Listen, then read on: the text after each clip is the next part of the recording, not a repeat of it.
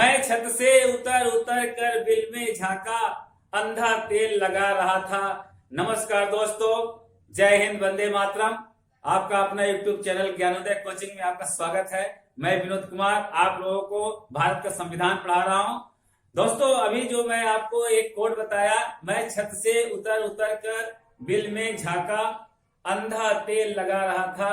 अगर इसका अर्थ आपको मालूम है तो ठीक, नहीं मालूम है तो वीडियो से लगातार बने रहें। मैं इसका अर्थ अभी आपको बताऊंगा क्या है। अगर पसंद आए तो लाइक कमेंट शेयर जरूर कीजिएगा, और जो लाल रंग का सब्सक्राइब लिखा हुआ है उस बटन को जरूर दबा दीजिएगा, सब्सक्राइब कर लीजिएगा। और मेरे भाई और बहन जो तैयारी कर रहे हैं टेट सुपर टेट का, उनके लिए भी मैं वीडियो बनाने वाला हूं। हिंदी, इतिहास, भूगोल, नागरिक शास्त्र और मनोविज्ञान सब बनाऊंगा।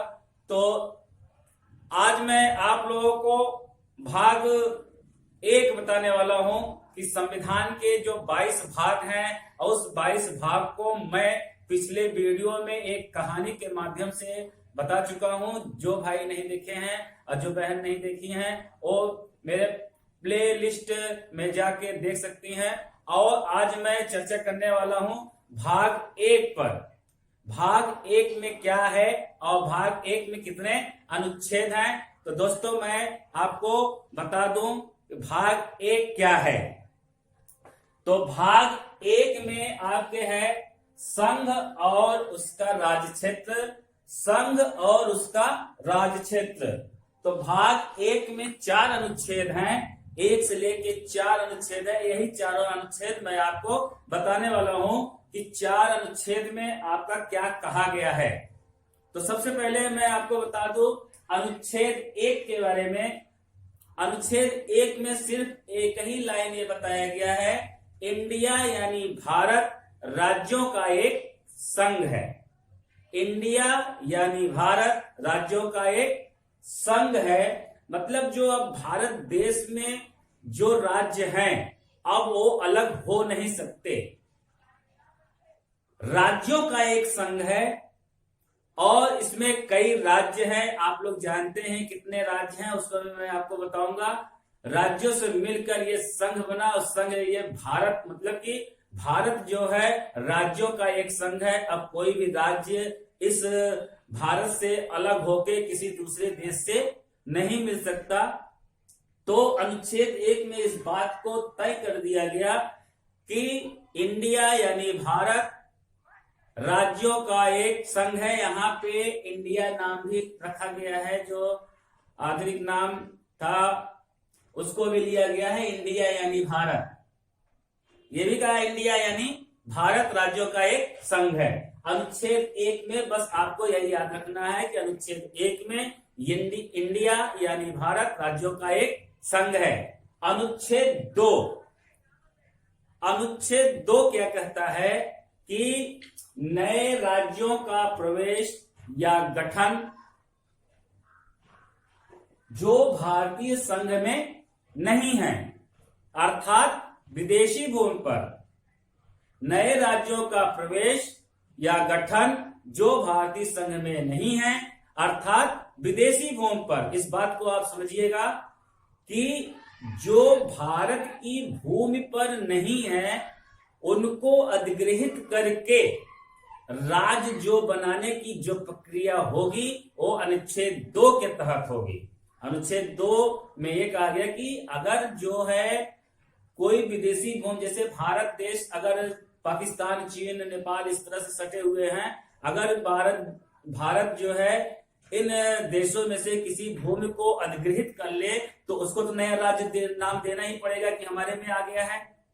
तो उसको उस भूमि पर जो नए राज्य बनेंगे वो अनुच्छेद 2 के तहत बनेंगे और संविधान संशोधन अधिनियम के तहत बनेंगे।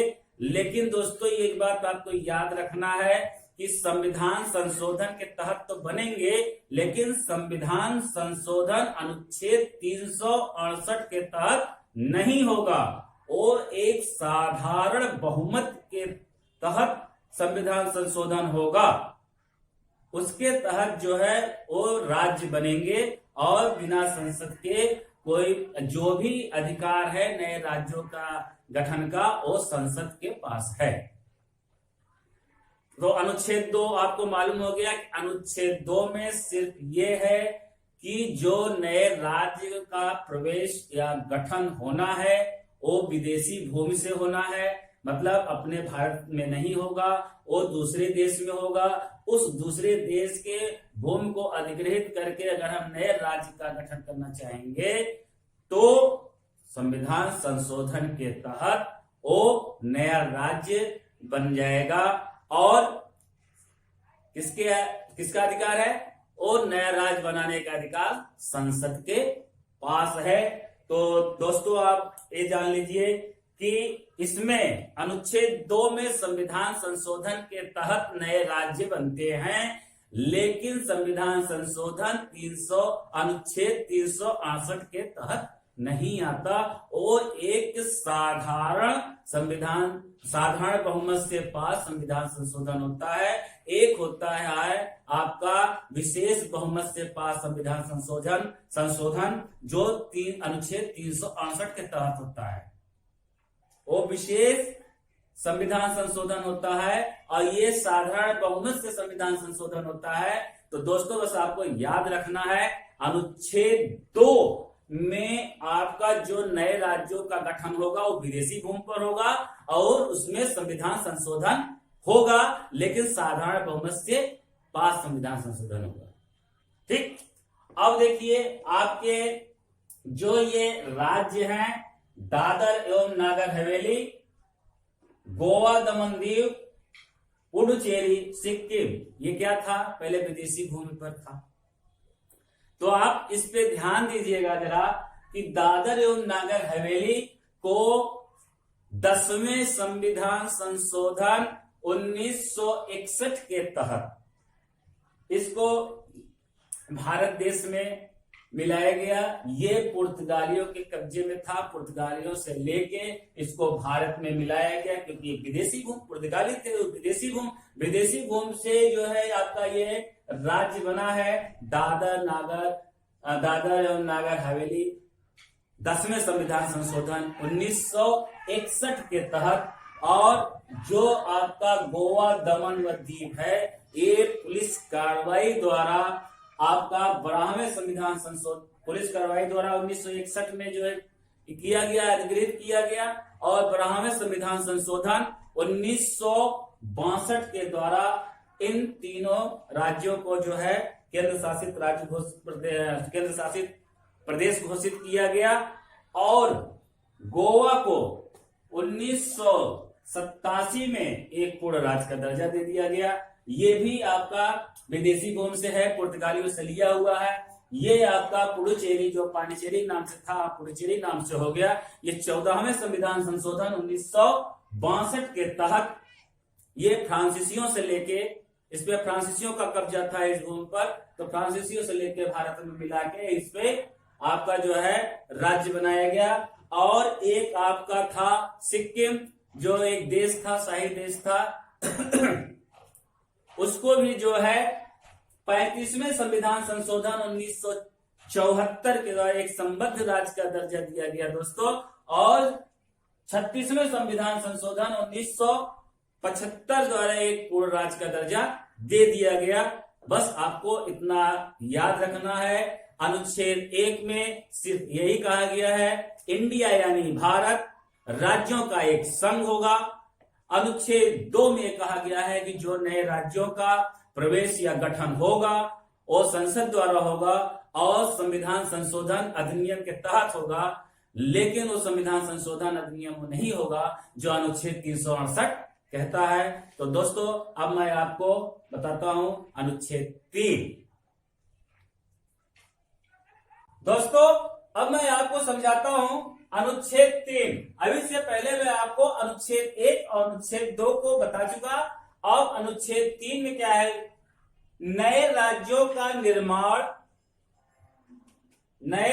का निर्माण, सीमाओं, क्षेत्रों, नामों में परिवर्तन, पुनर्सीमन जो भारतीय संघ में हैं अर्थात स्वदेशी भूमि पर। तो दोस्तों अब इन दोनों का मतलब आप समझिएगा थोड़ा।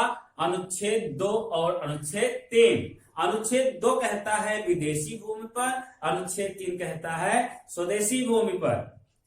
तो जो विदेशी भूमि पर नए राज्यों का प्रवेश या गठन होता है वो संविधान संशोधन के तहत होता है, और अनुच्छेद 3 में जो होता है नए राज्यों का निर्माण, सीमाओं, क्षेत्रों में परिवर्तन, ये जो होता है राज्य पुनर्गठन अधिनियम के तहत होता है। दोस्तों ये आपको याद रखना पड़ेगा, इसमें कुछ है नहीं। अनुच्छेद 2 और 3 में बस यही अंतर है कि जो अनुच्छेद 2 के तहत नए राज्य बनेंगे वो संविधान संशोधन के तहत और राज्य पुनर्गठन अधिनियम के तहत नए राज्य बनेंगे। आपको अब ये समझ में आ गया होगा अनुच्छेद 2 अनुच्छेद 3। तो अनुच्छेद 2 अनुच्छेद 3 आपको समझ में आ गया होगा। अब अनुच्छेद 4 पे आते हैं। अनुच्छेद 4 में क्या है कि अनुच्छेद 2 और अनुच्छेद 3 की प्रक्रिया को बताया गया है। अनुच्छेद 4 में कुछ है नहीं, जो है अनुच्छेद 1, 2 और 3। तो अनुच्छेद 4 देख लीजिए, नए राज्यों का प्रवेश या गठन। अनुच्छेद 2 और नए राज्यों के निर्माण, सीमाओं, नामों में परिवर्तन, क्षेत्रों और उसका पुनर्सीमन अनुच्छेद 3 के तहत जो होगा वो संविधान के अनुच्छेद 368 के तहत मान्य नहीं होगा, माना नहीं जाएगा। तो ये आपके 4 अनुच्छेद हैं। अब मैं आपको बताऊंगा कि कैसे नए राज्यों का निर्माण होता है अनुच्छेद 3 के तहत। आइए मैं आपको समझा दूं, अनुच्छेद 3 के तहत नए राज्यों का निर्माण कैसे होता है। अभी ये भी बता दूं, जो अब मैं आपको ये बताने वाला हूं कि जो मैं शुरू में आपको बताया था, मैं छत से उतर उतर कर बिल में झांका, अंधा तेल लगा रहा था। दोस्तों अब मैं आपको ये बताने वाला हूं, पहले इसको बता दूं क्योंकि शुरू में ही आपको बताया था। जो भाई सब्सक्राइब नहीं किए हैं सब्सक्राइब कर लेंगे, लाल रंग का है सब्सक्राइब लिखा होगा, उसको दबा देंगे और उसको काला कर देंगे दबा के। देखिए दबाइएगा तो काला हो जाएगा, दबा दीजिए। अब हम आपको बताते हैं, जो अभी मैं आपको बताया, मैं छत से उतर उतर, कितना जान लीजिए 25 राज्य थे, जो बाद में फिर 4 राज्य नए बने हैं, जो स्वदेशी भूमि पर बने हैं। वही 4 राज्यों का ये कोड है जो अभी मैं आपको बताने वाला हूं। फिर इसके बाद आपको मैं राज्य के बनने की प्रक्रिया समझाता हूं। मैं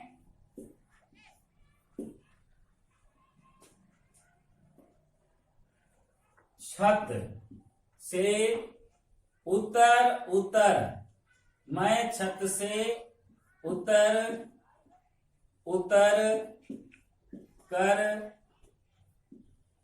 भाइयों जो मैं आपको बता रहा हूं जरा ध्यान से देखिएगा, बिल में झांका, अंधा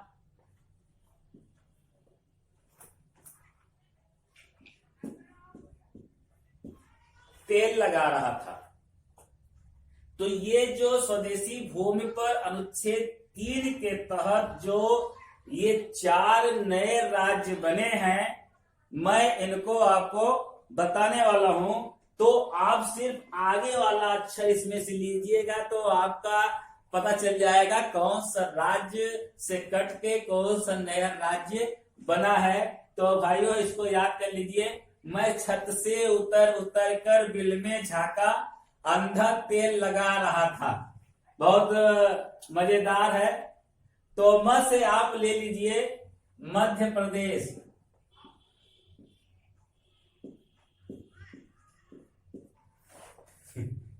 दोस्तों म से ले लीजिए आप मध्य प्रदेश, और मध्य प्रदेश से आपका कट के बना है छत्तीसगढ़।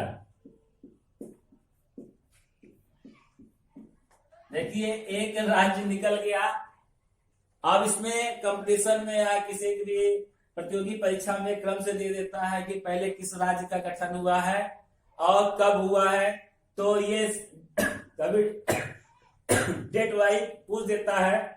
तो ये याद रहेगा, मैं छत से उतर उतर कर बिल में झांका, अंदर तेल लगा रहा था। तो आप क्रम से कर ले जाएंगे, चाहे डेट देगा चाहे क्रम से करने के लिए देगा, तो आप कर ले जाएंगे। तो ये दोस्तों बना था 1 नवंबर सन 2000 को, 1 नवंबर 2000 को बना था। अब आते हैं उत्तर से। उत्तर से आप ले लीजिए उत्तर प्रदेश।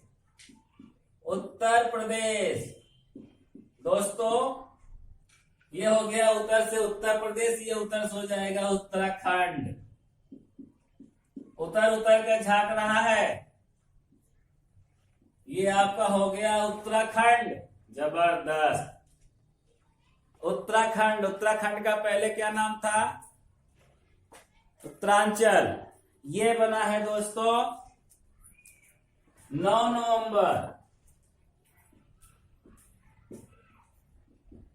नवंबर 2000। आइए अब तीसरे को बताते हैं। बी से ले लीजिए बिहार। अब बिहार से बना है आपका दोस्तों झारखंड। ये बना है 15 नवंबर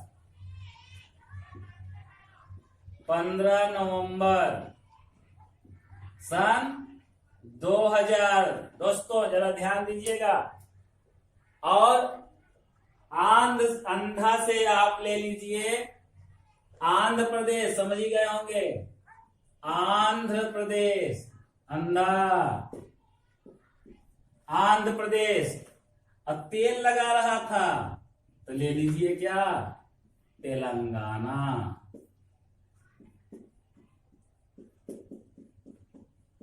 कब बना था दोस्तों?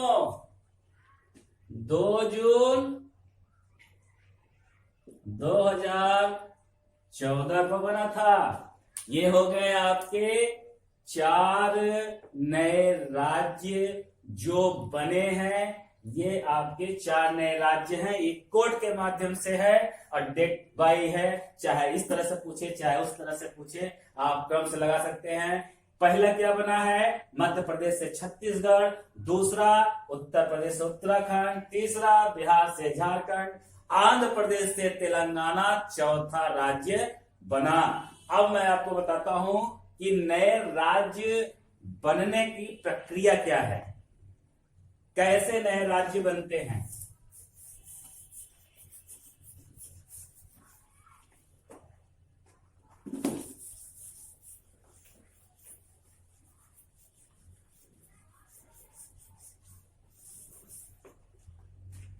ये तो हो गया भाई जो आपको बताए, मैं छत से उतर उतर का इसका हो गया। अगर पसंद आया तो लाइक कमेंट शेयर जरूर कीजिएगा भाइयों। जो लाइक आप लोग करते हैं उससे उत्साहवर्धन होता है और पढ़ाने में मजा आता है। अब लाइक होता नहीं तो पता ही चलता है लाइक करने में क्यों कंजूसी करते हैं भाई। लाइक से कुछ होता नहीं है, बस एक उत्साहवर्धन होता है। तो लाइक करते रहिए, कमेंट करते रहिए। तो मैं आपको बताता हूं कि नए राज्य जो अनुच्छेद 3 के तहत, नए राज्य बनते हैं स्वदेशी भूमि पर, वो कैसे बनते हैं एक उदाहरण लेते हैं। आपका क्या लेते हैं? मध्य प्रदेश से आपका छत्तीसगढ़ बना है तो मध्य प्रदेश का ही उदाहरण लेते हैं। जैसे मध्य प्रदेश का उदाहरण लेते हैं, जो एक राज्य का होगा उसी तरह से हर राज्य का होगा नियम। तो मध्य प्रदेश का लेते हैं उदाहरण। तो मध्य प्रदेश, तो जैसे भाइयों जैसे किसी राज्य में अगर राज्य बड़ा है, वहां की सुख सुविधा ठीक से नहीं हो पा रहा है तो नए राज्य का मांग होने लगता है। तो वो कैसे फिर प्रक्रिया से नए राज्य बनते हैं तो आप देख लीजिए, नहीं जानते हैं तो समझ लीजिए। जैसे ये आपका मध्य प्रदेश है, तो मध्य प्रदेश में तो आप जानते हैं राज्य में विधानसभा विधान परिषद होता है। तो मध्य प्रदेश में विधानमंडल होगा, विधान मंडल, ये आपका प्रदेश है। तो प्रदेश में आपका विधानसभा और विधान परिषद होता है। तो विधानसभा ही विधानमंडल है। तो विधान मंडल में एक प्रस्ताव पारित किया जाता है, राज्य पुनर्गठन अधिनियम प्रस्ताव, जो लाया जाता है विधानमंडल में। यहाँ पे एक प्रस्ताव पारित होता है विधानमंडल में, राज्य पुनर्गठन अधिनियम प्रस्ताव। वो प्रस्ताव यहां से फिर पास होकर भेजा जाता है केंद्रीय गृह मंत्रालय। केंद्रीय गृह मंत्रालय दोस्तों भेजा जाता है। तो केंद्रीय गृह मंत्रालय वो प्रस्ताव जो है क्या करता है, कैबिनेट में, केंद्रीय कैबिनेट में, केंद्रीय मंत्रिमंडल में लाता है।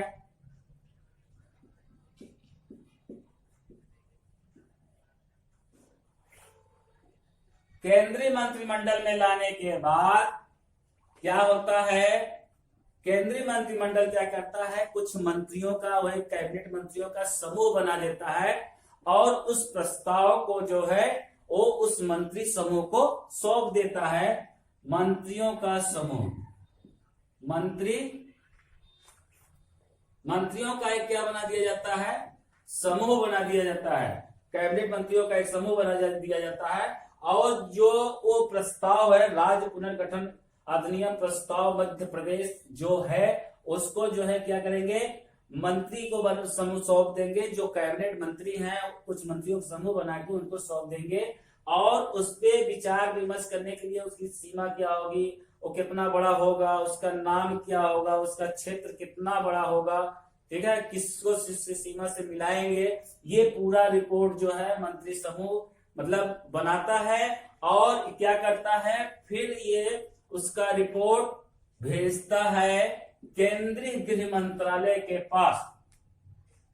जब ये पूरा हो जाता है कि प्रस्ताव जो आया है, आप समझ ही गए होंगे, जो राज्य पुनर्गठन अधिनियम प्रस्ताव आता है कि नए राज्य का भैया हमें मांग है, अब इस प्रदेश से कट के दूसरे राज्य का, तो वो क्या करता है, रिपोर्ट पूरा तैयार करता है, खाका खींचता है, कितना क्षेत्र होगा, कैसे, फिर वो केंद्रीय गृह मंत्रालय को भेजता है। केंद्रीय गृह मंत्रालय क्या करता है, वो विधानमंडल को भेज देता है उस रिपोर्ट को, और केंद्रीय गृह मंत्रालय उधर रिपोर्ट भेजा, उसको समय सीमा दे दिया और राष्ट्रपति के अनुमति से वो फिर संसद में लाता है।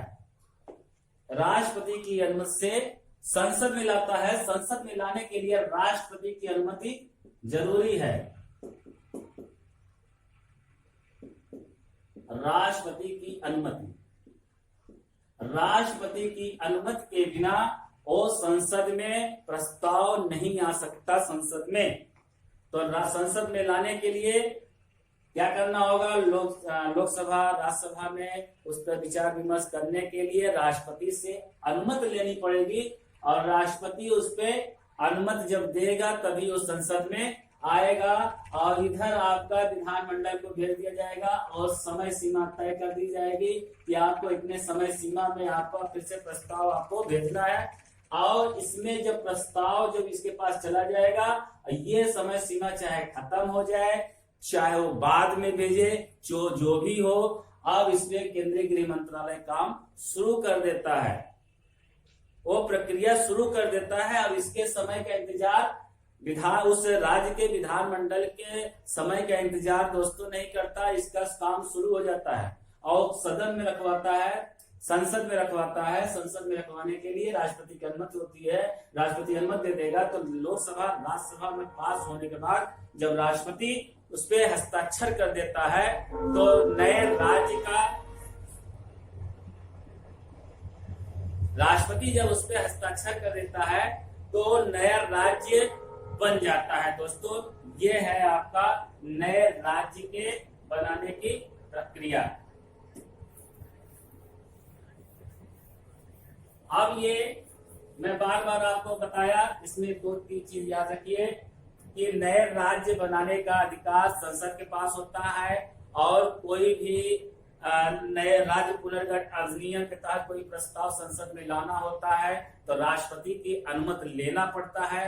राष्ट्रपति के अनुमति के बिना आप नए राज्य का जो है संसद में आप नहीं ला सकते, उस पर विचार विमर्श नहीं हो सकता। तो आइए मैं आपको अब पूछता हूं कि कुल कितने राज्य और कितने केंद्र शासित प्रदेश होते हैं।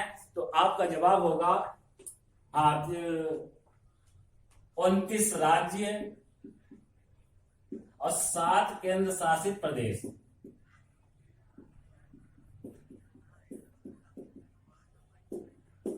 ये आप कहेंगे 29 राज्य 7 केंद्र शासित प्रदेश। लेकिन दोस्तों 29 राज्य और 7 केंद्र शासित प्रदेश अब नहीं है। अब हम आपको बताते हैं 28 राज्य और 8 केंद्र शासित प्रदेश है। तो उसको बताने से पहले एक और आपको कोड बता दें। केंद्र शासित प्रदेश का बहुत धमाकेदार कोड है।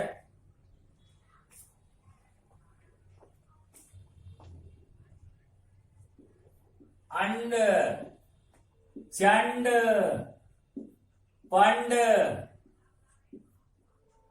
दा, दी, दल, के साथ, अंड चंड पंड दादी दल के साथ जल में, यहां जल में स्नान करने गए। दोस्तों समझिए इसको, ये आपके केंद्र शासित राज्य हैं। आप याद कर लीजिए, जैसे आपके 7 केंद्र शासित राज्य नहीं रह गए आप आपके, और ये देखने में 9 लग रहा है। अभी हम आपको बताते हैं। अंड चंड पंड दादी दल के साथ जल में स्नान करने गए। दोस्तों जल्दी से समझ लीजिए इसको। अंड से आपका हो जाएगा अंडमान, अंडमान निकोबार, समझ गए होंगे।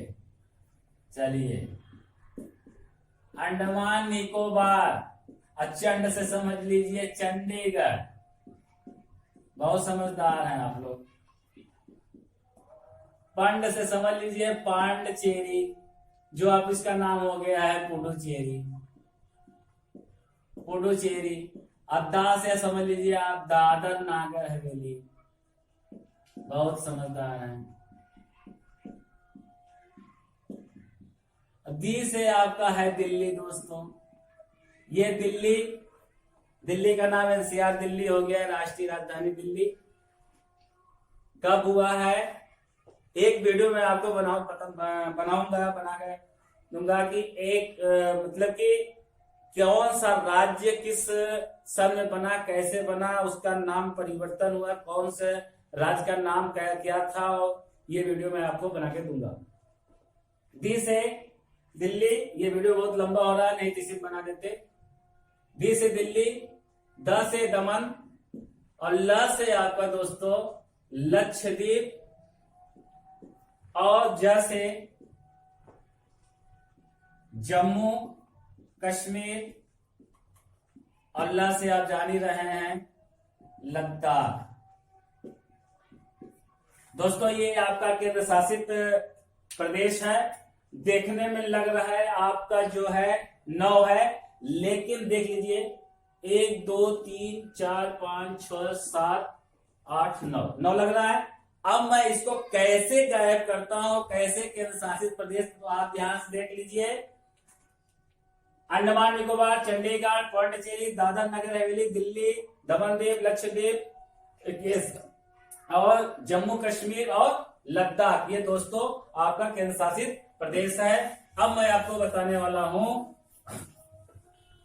कि कितने राज्य, वर्तमान में कितने राज्य और कितने केंद्र शासित प्रदेश हैं। दोस्तों देख लीजिए, वर्तमान में जैसे आपके 29 राज्य, ध्यान से देखिएगा, 29 राज्य और 7 केंद्र शासित प्रदेश, 7 केंद्र शासित प्रदेश। आप ये ध्यान दीजिए कि जो जम्मू कश्मीर और लद्दाख, इतना आप जानते हैं, जम्मू कश्मीर और लद्दाख 2 नए केंद्र शासित प्रदेश बनाए गए हैं और 2 केंद्र शासित प्रदेशों को जोड़कर एक नया केंद्र शासित प्रदेश बनाया गया, संयुक्त कर दिया गया उसको। तो आप देखिए, तो आप 29 राज्य में से एक आप जम्मू कश्मीर को घटा देंगे तो आ जाएगा आपका 28 राज्य। ये क्लियर हो गया। जम्मू कश्मीर अब राज्य नहीं रह गया, वो केंद्र शासित प्रदेश हो गया है। अब जो है आपको मैं बता दूं कि ये आपका 28 राज्य क्लियर हो गया। अब 8 केंद्र शासित प्रदेश बताने वाला हूं। जैसे आपका अंडमान निकोबार द्वीप समूह है, अंडमान निकोबार। नंबर 2 पे चंडीगढ़, अंडचंड, पांडिचेरी या पुडुचेरी, अंडचंड पंड दादी दल। चौथा आपका क्या है, दादर नागर हवेली दमन दीव। अंडचंड पंड दादी दल, अंडे चंड पंडे दादी दल, दल से हो गया। फिर ये आपका हो गया लक्षद्वीप।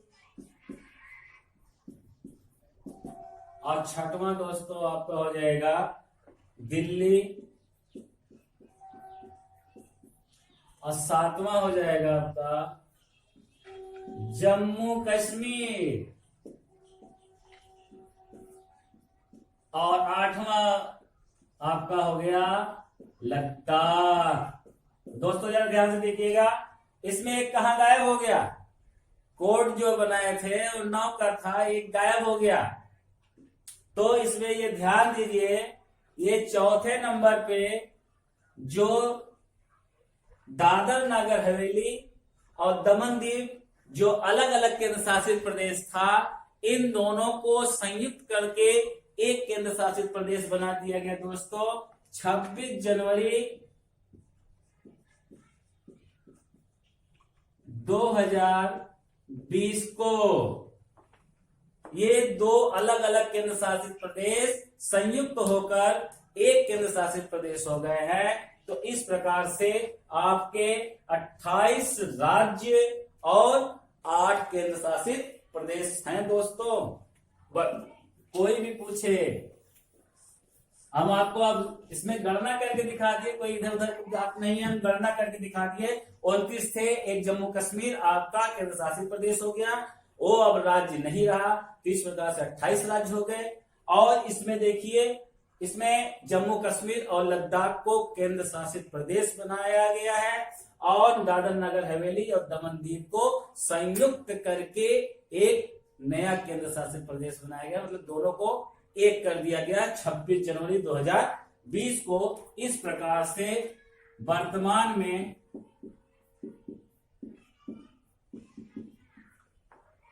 कुल 28 राज्य और 8 केंद्र प्रदेश हैं। इस प्रकार से भाग 1 खत्म। ये वीडियो आपको कैसा लगा? अगर अच्छा लगा दोस्तों लाइक कमेंट शेयर जरूर कर दीजिएगा। हाँ, जो तैयारी कर रहे हैं उन तक जरूर पहुंच जाए और ये सब विशेष जानकारी पता चल जाए। धन्यवाद।